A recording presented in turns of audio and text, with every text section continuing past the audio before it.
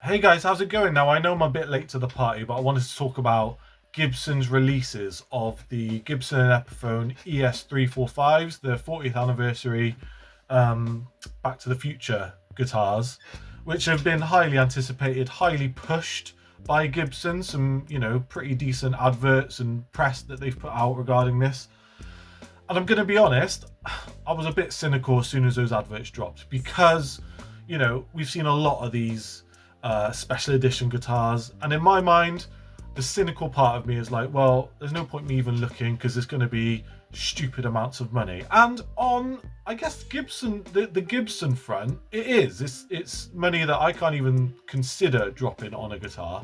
However, I think Gibson have played a bit of a masterstroke in their Epiphone release. Sub a grand, I think it is. Under £1,000 for that, which is something. I mean, as long as the guitar is decent. I haven't even seen the guitar. I don't know what it feels, looks like, or what it sounds like.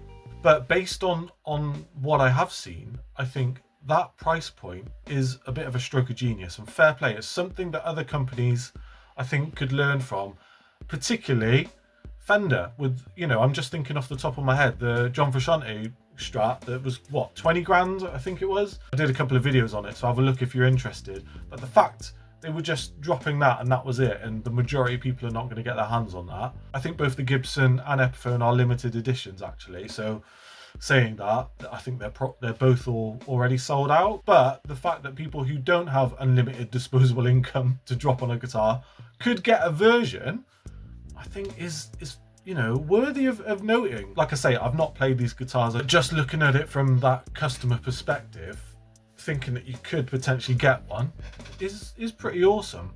And don't get me wrong, I get it. I get the reason, the hype behind these guitars. Back to the Future, huge films, and to show you how much I get it, check this out. You know what I'm saying? I don't mess about here. I get the hype with Back to the Future. And I'm sure, if you look at that, I'm sure there will have been people that have whinged to Lego about the fact he's playing a Strat, not a Gibson. I have no doubt people moan about far less, don't they? But yeah, I get the hype. So let's just have a look at this in a little bit more detail. I'll share my thoughts. I want to hear what you have to say. Am I being duped by Gibson here? They managed to pull a fast one, especially when it comes to these Epiphones. Let me know in the comments, guys. But yeah, let's have a scope out, and we'll have a chat on the other side. So let's just scope out these Gibson and Epiphone ES-345's, starting off with the Gibson 40th anniversary Gibson ES-345. They've added a little nod to the film, making only 88 models of this version, and it's built with a thin line 3-ply ES body of maple, poplar maple.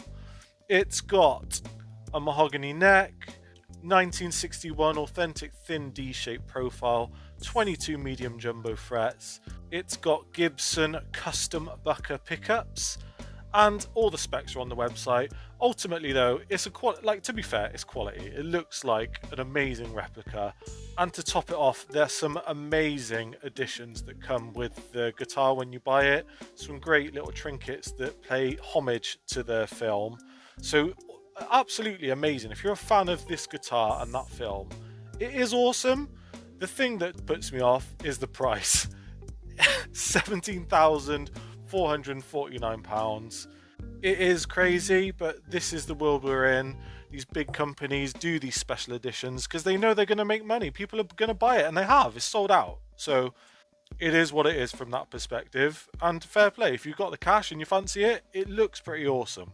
Now, the good thing for those of us that don't need to remortgage our house to buy a guitar is that Gibson have created the Epiphone version of this. Now, £949, fair play, and they made 1,985 models of these, again in homage to the film, and it looks quality, under a grand, and you're getting a pretty solid replica of the guitar. It's obviously different to the Gibson version, and I think if you're paying 17 grand, you probably would hope that would be the case.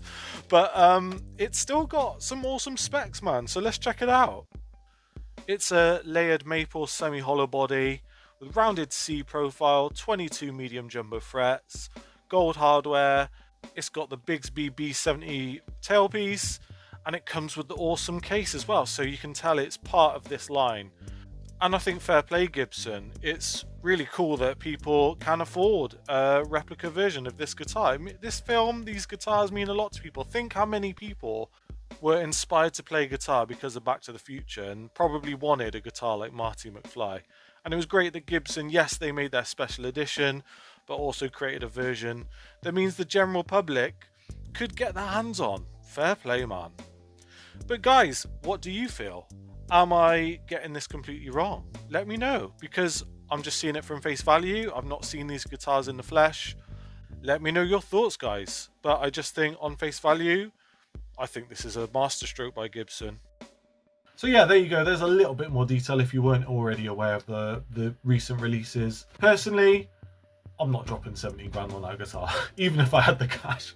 But each to their own, man. If you've got the money and you're that much of a fan and have been looking for that guitar, that's up to you. I just think just get another ES-345. Do you know what I mean? Just get a different one.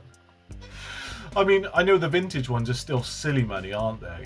However, like I said, the Epiphone version, I kind of get it. You know, if you want that replica and don't want to fork out crazy silly money and want to pretend to be Marty McFly jumping around, that's fair play. You know, there's plenty of people online that just like to whinge about stuff, you know, whether that's how they feel or if it's good for the clicks, just to promote that engagement. Don't get me wrong, when you make videos on YouTube, that engagement is nice, you know, myself included. I love people's engagement, but I'm not going to whinge about stuff for the sake of whinging about stuff. And actually, if I can see something where I'm thinking, you know, fair play to some of these companies for what they've offered people, I think it's fair to shout it out. I could be getting completely the wrong end of the stick as well. Let me know, guys. I want to hear your thoughts. But I think, you know, some of the other brands, Fender, could learn something from a release like this. Because let's be real, Gibson, if they wanted to, could have dropped a ton of those 17, 18 grand Gibsons if they wanted to, and just forgotten about people that don't have that cash. But they haven't. They've recognised that people who love that guitar, love that film, don't have silly money to spend on guitars. So yeah, fair play. However, ultimately it's about what these guitars are like in the hands, what they play like, how they feel. And I can't give you that side of the coin. Let me know your thoughts, guys. How do you feel about this release and how it compares to other releases? On face value, I think fair play. But if people have another perspective, drop it in the comments because I'd love to know. And guys, if you love guitars, music, pedals, anything music related, if you like Lego, follow the channel. Really love your input. And a massive thanks to you all for watching. Take it easy.